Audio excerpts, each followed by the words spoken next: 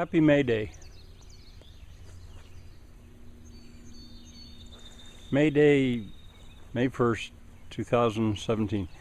This is going to be an update on Bachbug bridges. Building a cheap but good bridge. An update. I only had to replace one block here. I thought I was going to have to replace them all. I should have, and this is in a little bit you'll see after I work here a little bit. I should have maintained this. I mean, I should have stayed after it this year, but things were ahead of me. So anyway, you'll see that. I'll work on that a little bit more. And then over here, these are 12-inch blocks. I'm going to replace them with these 10-inch blocks. 8-inch are not big enough. You can't get your arm through far enough. And 5 for each tire seems to be the right amount. Now I'm replacing them because they're now too high. And what happened, I'm quite sure, is that the ground shrank as I drained it. Once I established this drain, I mean, there was a time where I was a little bit afraid to go out in there because I thought it was like quicksand. I'd just sink. People would never find me. But now it's begun to drain, and the garden the same thing. I mean, this was basically a swamp. Well, in any case, my subject is the bridges, and that'll be enough for now. I'm going to work a little bit and then show you what I've done. There, that's what I was looking for. Even just a trickle of water would have been enough to start to soften it. You know, it'll be easy and much easier, well, very easy now to clean out and maintain. I should have kept that. My tool, where did I put it? Oh, here it is. This is what, I'm going to leave it here. That's what I needed. I don't know exactly what it's off of, but it's what I needed to reach through there. But your hand would be enough if you stayed after it. So anyway, that tool's going to stay right there. All right, now I'm going to turn to that. And in case I don't say it later, ground shrinking as it drains is a principle of drainage. That became real important in southern England, actually, and Holland too, because as they drained the fens, I think they called them, their drainage ditches got higher than the ground that they were draining. I think the same happened in the Po Valley when I went through there. I think I saw the same thing. Then they ended up having to pump the water up to the drainage ditches to get it to go out. Well, I think here you can see the same thing has happened. There you can see the job half done. There's 10-inch blocks as opposed to 12-inch blocks. All of these, incidentally, I got for $1 a piece. They were extras.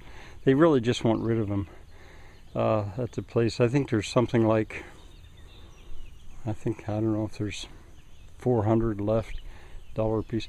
Anyway, something else I could show you is I had this plastic fiberglass stuff around, and I put it before and after, partly to fill that hole in, but also to take the shock of the tires to spread it out, to spread the bearing out, you could probably say. And I decided, since I have them here, I'll put them back. Also underneath, and this you wouldn't see, I put this kind of material, which I had a lot of from some sale where I got like all the fiberglass scraps that he had for nothing, for $1 or $5. And I put them underneath, and I did that for the same reason, to spread the bearing out, because otherwise each one of these blocks would have sunk differently, and I don't know as I could have controlled it. So that you wouldn't see. That I'm leaving in, at least for now, and probably for good, since I don't have any better use for it. All right, now I'm going to do the other side. There we go. I even put the muddy glebes sort of back in place. When I drive over it once or twice, I'll see if I need to bring any, I don't know, crushed stone in, or probably not. I'll probably just the glebes I cut out from there, I can put there. A glebe is what a shovel lifts, a piece of sod. And let's see, slipped on the mud a little bit like grease. Thought, what a way to fall to your death. there's the 10, 12-inch blocks that I got, and they have another job to do now. So I'm gonna not quite leave this. I do want to comment that this was a muddy job. You can see that, and it was not exactly pleasant, but I got a bridge out of it that I can use. And these are pretty handy. I did a lot of it without them because I couldn't find them, but it's nice to have them. All right, I'll show you where the next bridge is going to go. Well, my help has shown up. Isn't that always the way it is? You get the work done, and that's when your help shows up. That, incidentally, is where I intend to build a solar hot water heater and hot tub. More of that later.